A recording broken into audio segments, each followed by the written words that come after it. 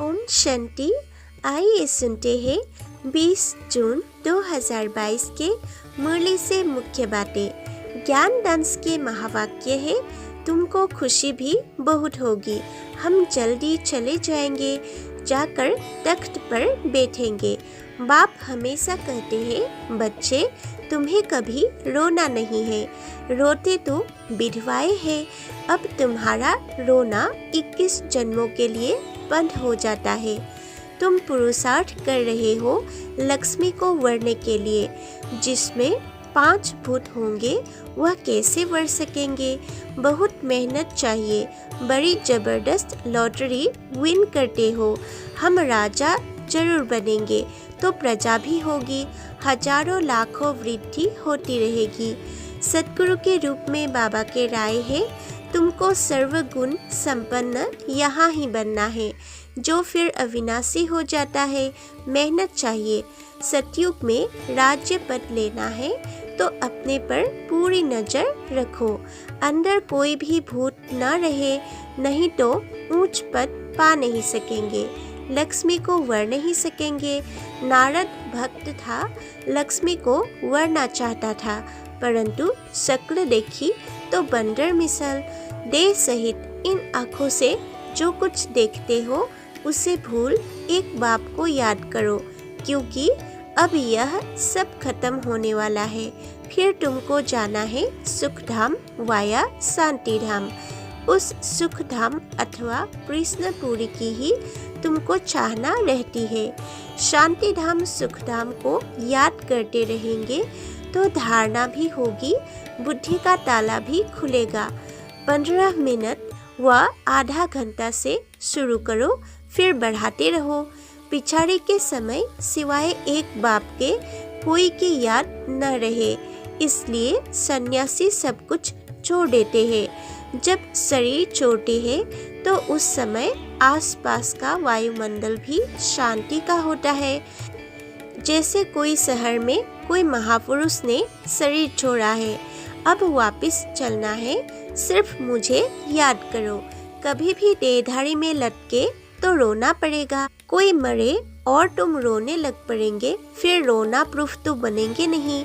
यहाँ ही रोना प्रूफ बनना है।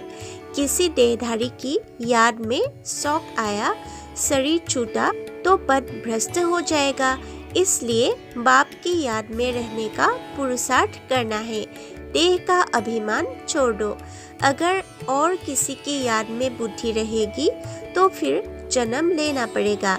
कुछ भी हो जाए स्थैर्य रहना है, देह का भान ना रहे। तुमको तो उठते बैठते एक बाप को याद करना है। यह भी बुद्धि में बिठाया जाता है, क्योंकि सारे दिन में याद नहीं करते हैं तो संगठन में बिठाया जाता है। सबका इकट्ठा फोर्स होता है। अपने शांति स्वधर्म में स्थित रहना है। शांति के लिए भटकना नहीं है, सबको इस भटकने से छुड़ाना है। शांति धाम और सुख धाम को याद करना है। शिक्षक के रूप में बाबा की शिक्षाएं आत्मा है मन बुद्धि सहित। यह भूलकर मन का नाम ले लेते हैं। अगर कहे आत्मा को शांति कैसे मिले तो बोलो, आत्मा तो स्वयं शांत स्वरूप है, शांति धाम में रहने वाली है, शांति तो वहाँ मिलेगी ना। भल सतयुग में भी पवित्रता सुख शांति रहती है, परंतु उनको शांति धाम नहीं कहेंगे। सतयुग में भी कर्म करते हैं, परंतु वह विकर्म नहीं बनता, क्योंकि वहाँ माया ही नहीं है। ब्रह्मा का दिन है, दिन में धक्का नहीं खाया जाता है। रात अंधेरे में धक्के खाते हैं, तो आधा कल्प भक्ति ब्रह्मा की रात। बाप बहुत मीठी मीठी बातें सुनाते हैं। कहते हैं, बच्चे मैं निराकार ज्ञान का सागर हूँ।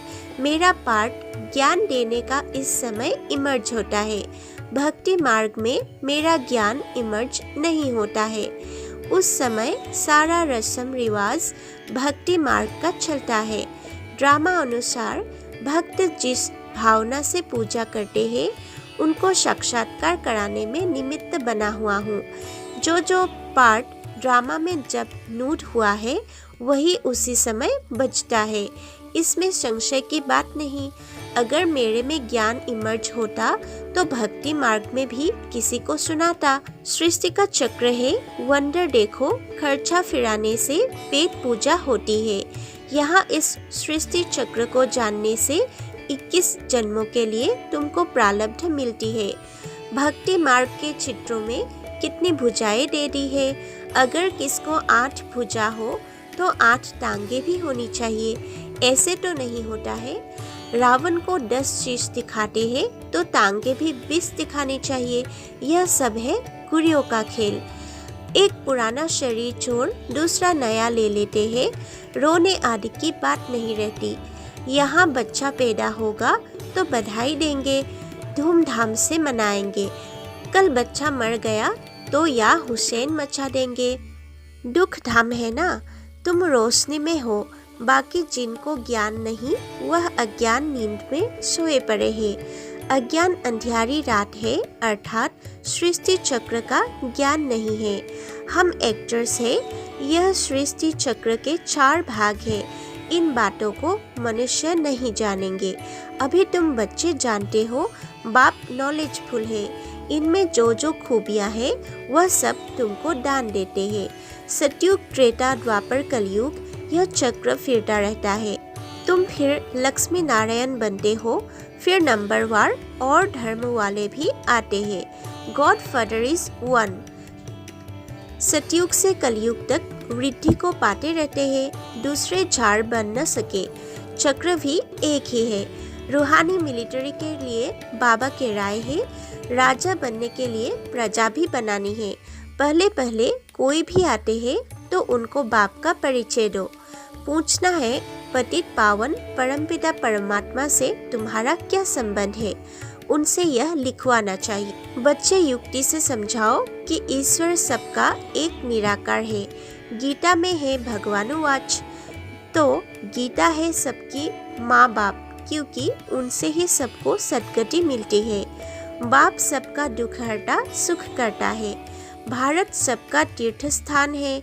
सद्गति बाप द्वारा ही मिलती है। यह उनका बर्थ प्लेस है।